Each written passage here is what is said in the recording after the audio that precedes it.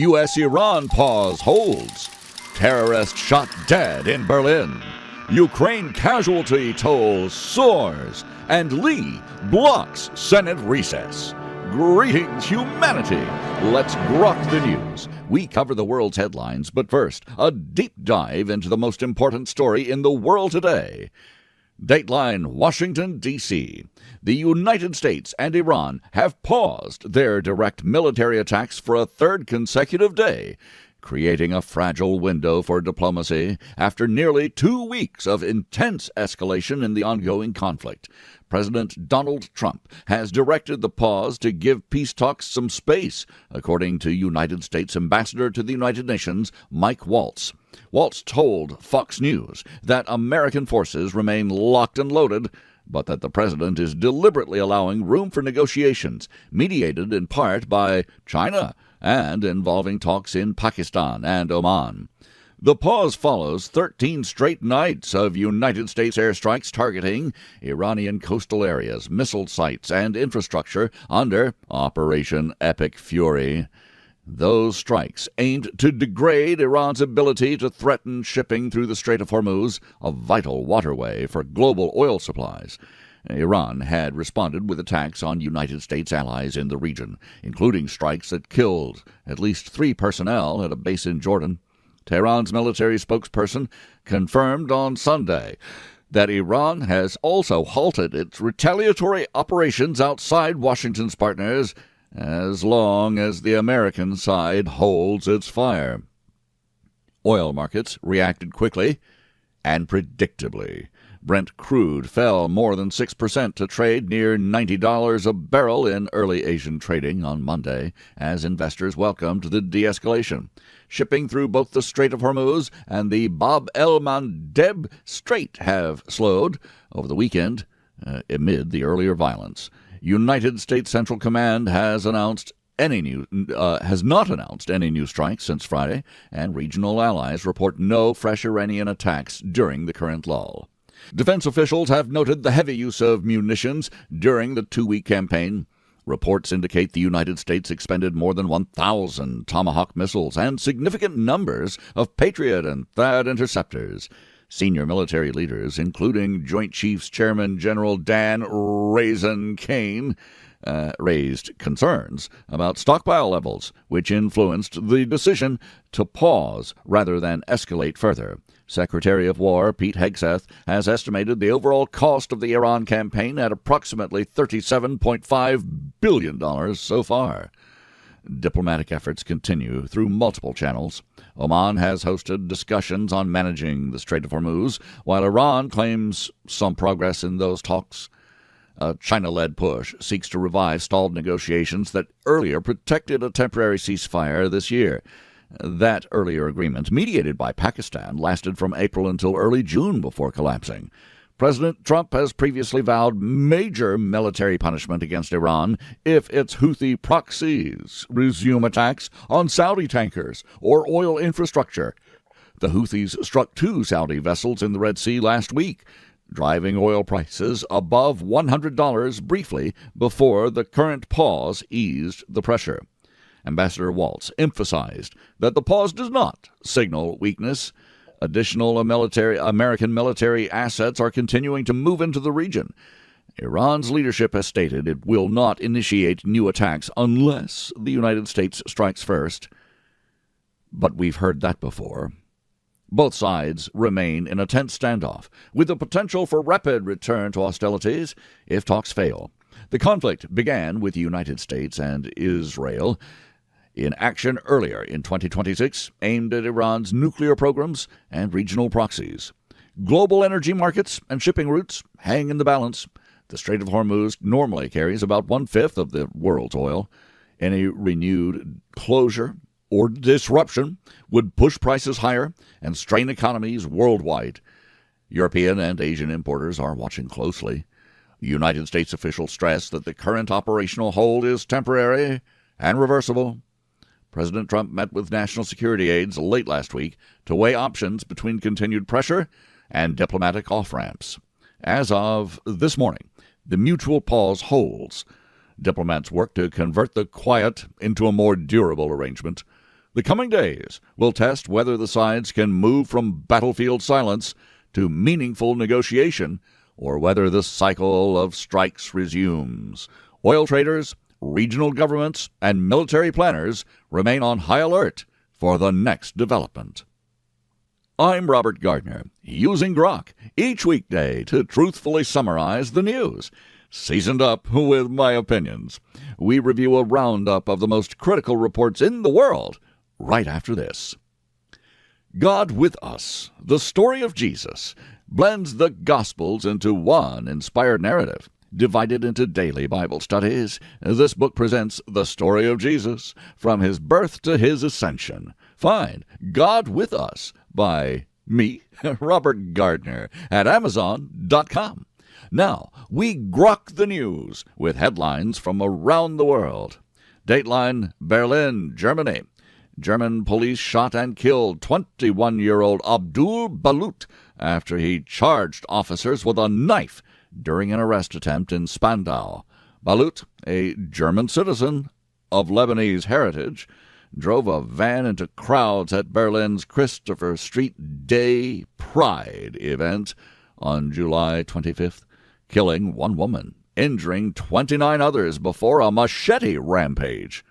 Authorities classified the attack as Islamic terrorism after confirming his prior Islamic convictions and Islamic State propaganda links. Chancellor Friedrich Merz condemned the abhorrent act against tolerance. It's about time that Europe and England and the blue cities of America and Australia realize that you cannot tolerate the snake that is about to strike. Dateline Kiev. Ukraine's general staff reported 1,440 additional Russian personnel losses on July 26th, pushing estimated total casualties near 1.44 million since the 2022 invasion. Equipment losses included 9 tanks, 70 artillery systems, and 1,450 unmanned aerial vehicles. President Volodymyr Zelensky warned that Russia is preparing to deploy up to 30,000 extra North Korean troops to bolster its forces amid ongoing intense fighting and Ukrainian strikes on Russian targets. Dateline, Washington, D.C. A federal appeals court has upheld blocks on President Donald Trump's executive order restricting mail-in ballot tracking in 23 Democratic-led states and the District of Columbia. The ruling preserves existing state practices ahead of the November midterms. Separately, Senator Mike Lee has forced a recorded Senate vote on taking a recess before voting on the Save America Act, requiring proof of citizenship and photo identification for federal voter registration. This observer believes that it is not too much to ask what the entire civilized world asks. Why should blue states in America be any different? The only reason to fight voter ID is to cheat in elections. There is no other reason, and everyone knows it. Most of America is for this, including most Democrats. Dateline, Washington, D.C. Employers across multiple sectors warn of growing labor shortages as temporary protected status ends for hundreds of thousands of immigrants from Haiti, Syria, and other nations. Work authorizations are expiring, particularly affecting, they say, caregivers, nurses, and home health aides. The Trump administration granted limited last-minute extensions for some groups just hours before deadlines, but experts say the overall impact will worsen existing workforce gaps in critical industries. How about training up some Americans to do those jobs? Plenty of unemployed Americans. Get to work and get your priorities straight, people. Dateline, Manila, in the Philippines. Tensions remain elevated in the South China Sea after repeated maritime confrontations between Chinese and Philippine vessels near disputed features. Incidents have included ship ramming and the use of water cannons. ASEAN foreign ministers are discussing the situation while the United States expands its rotational military presence in the northern Philippines to support freedom of navigation and regional stability amid broader Indo-Pacific concerns. Dateline New Delhi.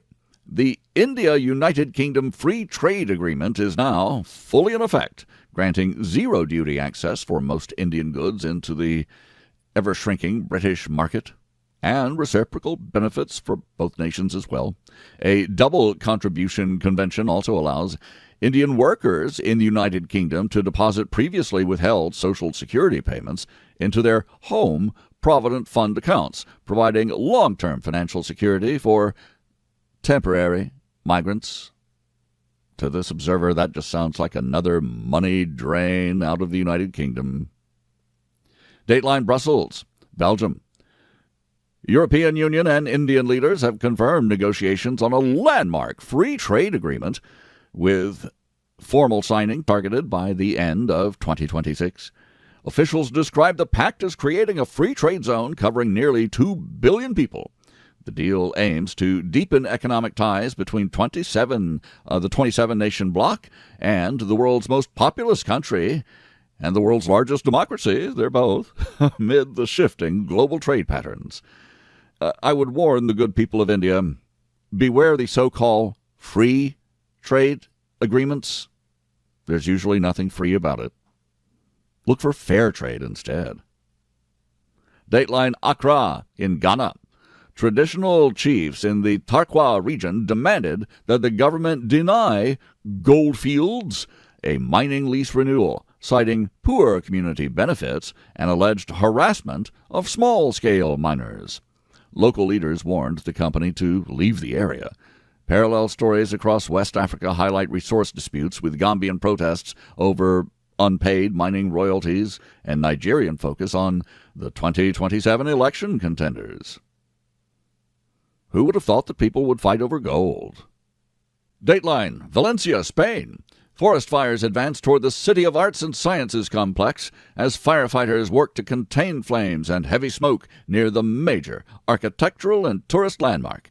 Emergency crews managed road closures and protected the white structures, while residents and visitors monitored the rapidly changing fire lines in the Spanish city. Dateline, Jerusalem. Israeli Prime Minister Benjamin Netanyahu has departed for the United States for talks with President Donald Trump. The meeting occurs against the backdrop of regional military developments and ongoing coordination between the two allies on security matters in the Middle East. Dateline, Tehran. Iran has summoned the French ambassador after the detention of an Iranian diplomat, adding frictions to European-Iranian relations. The move comes as Tehran also reports continued Israeli raids and demolitions across the occupied West Bank and rising casualties in Gaza from ongoing fighting. This observer would suggest that if Iran would stop funding the terrorists of Gaza and Lebanon and elsewhere, that maybe, just maybe, the fighting would stop. Dateline, Washington, D.C. President Donald Trump has announced he will seek a rare Supreme Court rehearing of the decision that struck down his executive order limiting birthright citizenship for children of certain non-citizens. The court has not granted such a rehearing of an already argued case since 1965, making the request highly unusual. This observer was amazed in the first place at the swing justices on the court siding with the liberal side against a rational interpretation of the Constitution. They cannot pretend to believe that the writers of that amendment meant for people just to hop over the border any way they could, legally or illegally, drop a child, and have an anchor baby for United States citizenship.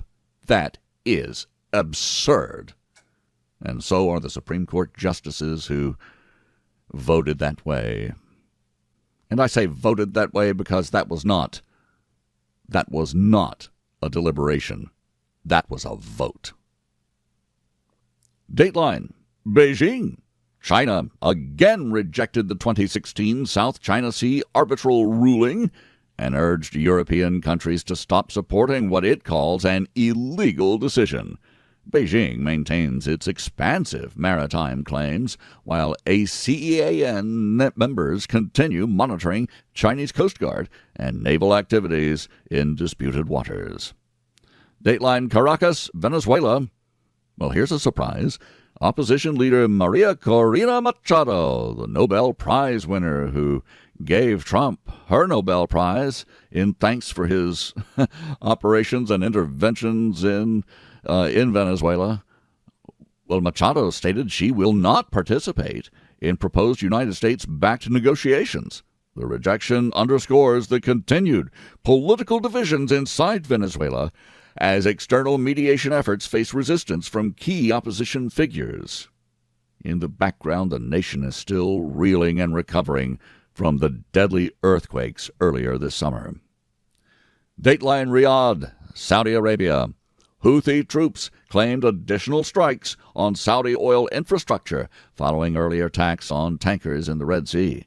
The actions have kept regional military security concerns elevated, even as the broader United States-Iran military pause holds, with global oil markets remaining sensitive to any new disruptions. Dateline, London.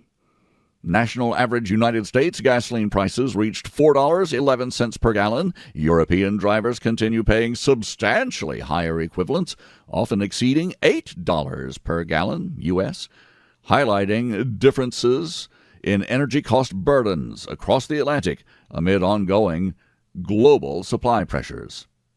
It also reflects differences in our understanding that global warming is a fraud, and the sooner Europe gets that into their heads, the better off they'll be. Dateline, Islamabad, Pakistan. Mediators reported progress in diplomatic channels aimed at managing transit through the Strait of Hormuz. Iran claimed advances in the Oman-hosted talks, while both Washington and Tehran maintain that any return to strikes will be possible if the negotiations stall out. Frankly, this observer still believes you can't negotiate with a striking viper. Dateline, Moscow. Russian forces continued high-intensity operations along the Ukrainian front, as Ukrainian officials documented further equipment losses, including artillery and drones.